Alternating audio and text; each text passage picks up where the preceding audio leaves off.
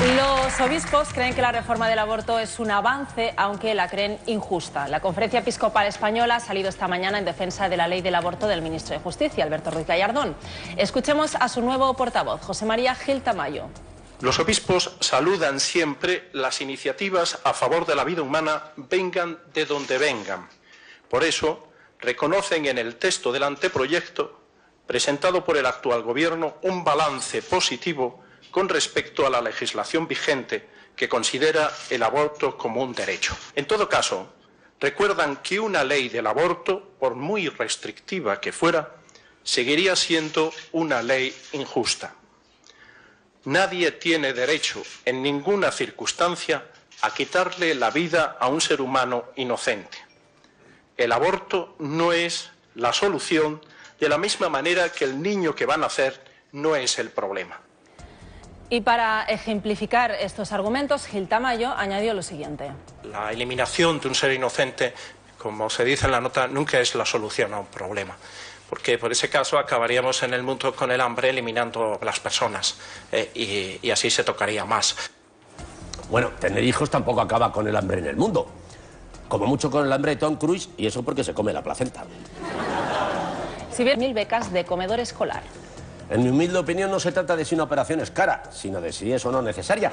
Si solo cuenta el coste, rezad para que si os operan el médico no se deje dentro el bisturí. Es más caro volver a abrirte que comprar otro. Frente a estos argumentos conviene recordar, una vez más, la evidencia de que la ley propuesta por Gallardón hace retroceder 30 años el derecho al aborto. Precisamente esta semana, la revista Interview publicaba un reportaje titulado Aborto, los años negros, en el que hace un exhaustivo repaso a cómo era la realidad del aborto hasta que la ley de 1985 despenalizó esta práctica. Una realidad terrible en la que 300.000 españolas se sometían cada año a abortos ilegales. 3.000 de ellas morían debido a la falta de condiciones higiénicas o a prácticas caseras tan brutales como introducirse agujas de punto por la vagina, consumir perejil, hinojo, ruda o aspirina para provocarse hemorragias o incluso tirarse desde un carro o armario, frotarse la tripa con cenizas calientes o beber lejía. Eso sí, no todo el mundo sufría tantas complicaciones. Las mujeres que disponían de recursos económicos suficientes podían acudir a consultas privadas.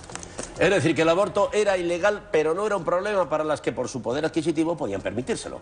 Para que os hagáis una idea, el aborto en los 70 era como ahora el tabaco, que no es de liar, un lujo solo al alcance de unos pocos.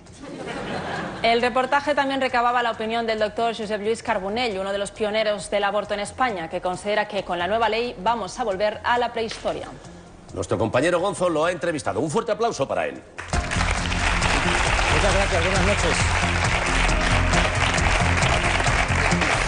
Buenas noches, Branguayone. Buenas noches, Gonzo, ¿cómo estás? ¿Qué has hecho? Cuéntanos. Bien, pues como decía Sandra, Josep Lluís Carbonell ha sido uno de los ginecólogos pioneros en asistir a mujeres en la interrupción voluntaria del embarazo cuando este todavía no era legal, antes de 1985. Y esta experiencia nos parecía suficientemente interesante para que nos comentase qué circunstancias rodeaban los abortos en aquella época y si puede haber ciertos paralelismos de aprobarse la reforma de la ley del aborto que propone actualmente el gobierno del Partido Popular. Y esto es lo que nos contaba. Doctor Josep Lluís Carbonell, muy buenas, gracias por atendernos. Gracias a vosotros. Usted, si no me equivoco, practica abortos desde finales de los 70 hasta hoy día, o sea que lo ha practicado en clandestinidad y también siendo legal. Me gustaría preguntarle cómo recuerda usted la época anterior a 1985. Bueno, esta época es una época histórica, ¿no? O sea, era la época en que quedábamos con 4, 6, 8 mujeres con una contraseña, por ejemplo, el diario 16, que era muy típico en Valencia, por ejemplo, la cafetería tal, entonces te identificabas porque solo habías hablado por teléfono, de ahí te ibas a casa de una mujer que previamente habías hablado y organizabas un quirófano ambulante en la mesa de la cocina, que sea en la mesa de la cocina no quiere decir que lo hiciéramos mal, y se realizaban en plan colectivo, ¿no?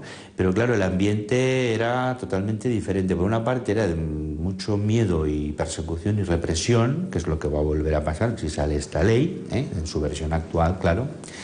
Y por otra parte también he de decir que eran tiempos de lucha, eran tiempos de la transición política, ¿entiende? Tiempos, voy a decir, guerrilleros, ¿no? De luchar por la legalización del derecho al aborto, que ya en toda Europa, en los países democráticos, ya tenía 10 o 15 años de estar en Francia, Alemania, Inglaterra, etc. ¿Había mujeres que practicaban el aborto de forma autónoma? Es decir, ¿había métodos para practicar el aborto en casa sin contar con ayuda médica? Lo que habían eran aborteras que por dinero pues utilizaban básicamente o fundamentalmente las sondas urinarias, las agujas de hacer punto, instrumentos afilados para perforar el saco gestacional.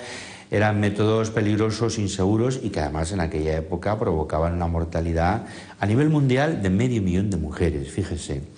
Y a nivel en España, en cifras del Tribunal Supremo, estamos hablando de que se producían, según el informe de esta institución, 100.000 abortos al año en los años 70 y de 200 a 400 muertes de mujeres españolas. Si se aprueba la reforma de la ley del aborto con los términos que ahora mismo plantea el Gobierno, ¿volveremos a esa época anterior a 1985? Sin lugar a dudas, porque la ley actual, el anteproyecto de ley en su versión actual, sería imposible realizar el 95% o 96% de los abortos que se realizan actualmente. Y lo que va a pasar desgraciadamente también, aparte de una oleada de mujeres que van a ir al extranjero a abortar, pero claro, las mileuristas y las 6 millones de parados, esas mujeres no van a poder ir, porque ir a abortar al extranjero cuesta, entre viaje, hotel y pagar la intervención, cuesta de 1.500 a 3.000 euros. ¿Y una ley restrictiva en materia de aborto garantiza que el número de abortos va a bajar respecto a la ley actual? Todo lo contrario, son las leyes, las legislaciones que prohíben los abortos las que hacen que se dispare el número de abortos, porque parejo a esa prohibición siempre hay o subyace indirecta o directamente una disuasión o una disminución del uso de métodos anticonceptivos. Las legislaciones liberales o respetuosas con los derechos de la mujer lo que hacen es disminuir el número de abortos. Una mujer no aborta por gusto. ¿Quién ha dicho esa estupidez? Las mujeres, cuando deciden abortar, tienen un gran trauma psíquico e incluso a veces físico, y han meditado y decidido mucho. Por la relación que tiene usted durante tantos años con mujeres que han decidido interrumpir voluntariamente su embarazo, ¿diría que van a cambiar de opinión porque una nueva ley no les permita abortar? No, pero la inmensa mayoría de ellas van a seguir adelante con su proyecto, con su decisión que han meditado profundamente de interrumpir su embarazo. ¿Y cómo lo van a hacer? Pues lo van a hacer o viajando al extranjero la que pueda, que serán la minoría, porque no tendrán medios económicos, o arriesgando su vida en ocasiones, porque una mujer cuando decide abortar lo hace a toda costa, incluso a costa de arriesgar su propia vida. ¿Cuál es el problema que se va a dar en el caso de las malformaciones en los fetos, cuando no se puede interrumpir ese embarazo? Pues mire que los servicios de diagnóstico prenatal, que también funcionan en nuestro país, por cierto, su trabajo va a ser inútil, no sé, aunque por ley es obligatorio hacerlo, lo que no sé es para qué se va a hacer, porque si luego no se puede interrumpir el embarazo, no tiene sentido. Pues claro, es increíble además que se plantee esta ley después de haber casi eliminado todas las ayudas a la dependencia. ¿Usted, si se aprueba la ley tal y como está planteada a día de hoy, va a seguir practicando abortos? Sí, se lo digo aquí públicamente al señor Gallardón, si me quiere escuchar, que tendrá que vérselas conmigo cuando salga esa ley, pero además, a buen seguro, no voy a estar solo. Sería el ir a pecho descubierto en las clínicas, ¿me entiende? Y hacerlo hasta que nos detengan y nos encarcelen y se provoque el conflicto y escándalo social europeo, que sin duda se provocará. ¿Usted entiende que haya quien le escuche en estos mismos momentos que piense que usted fomenta el aborto e incluso que le gusta practicarlo? Bueno, yo no es que fomente, yo lo que hago es promoción del uso del conocimiento. Yo estoy en contra del aborto.